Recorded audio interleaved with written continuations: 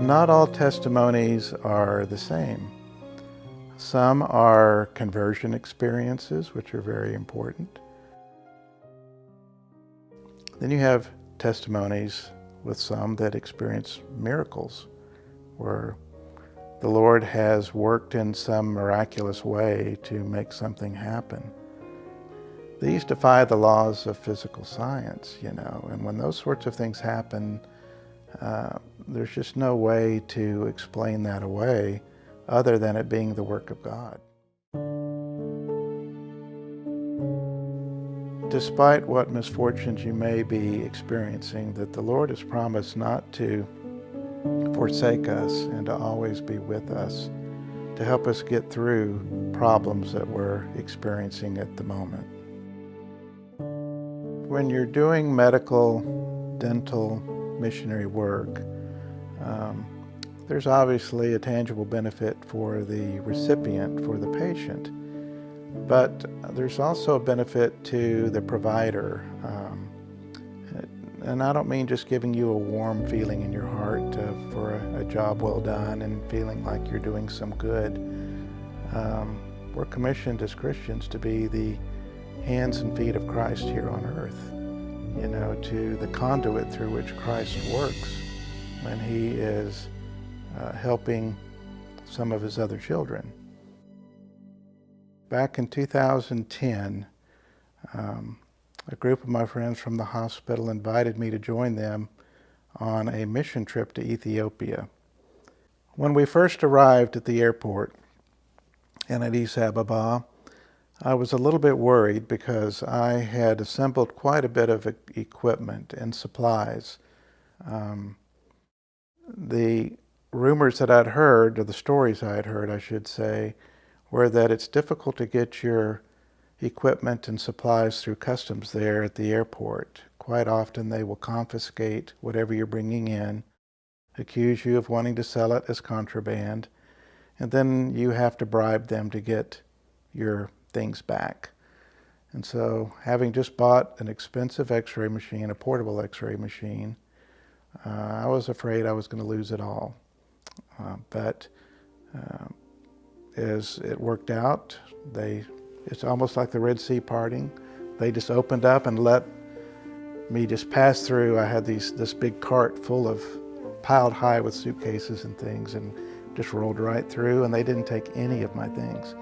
And we saw just over 1,100 patients in 7 days while we were there.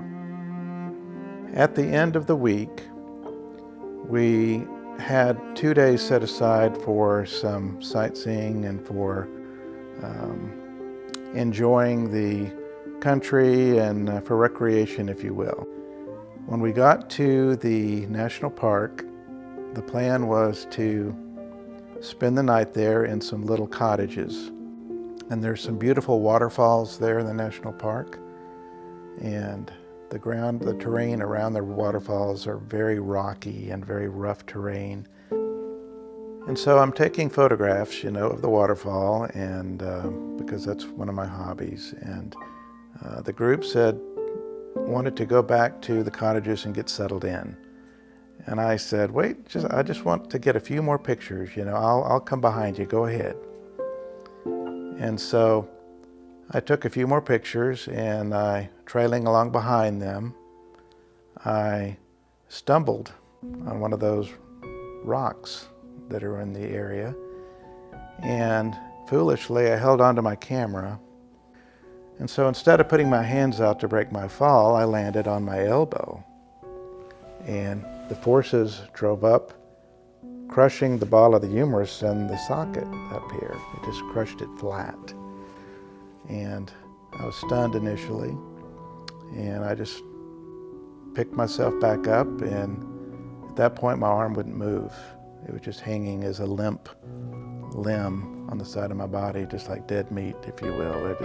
There's no movement in it at all.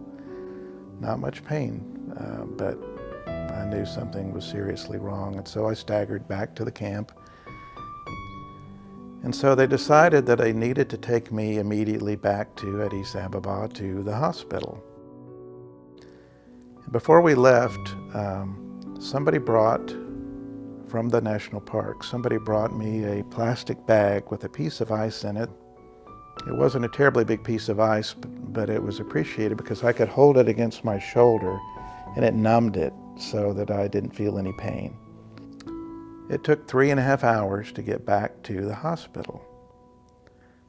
And surprisingly, as we pulled into the parking lot of the hospital, only then was the ice melted and gone.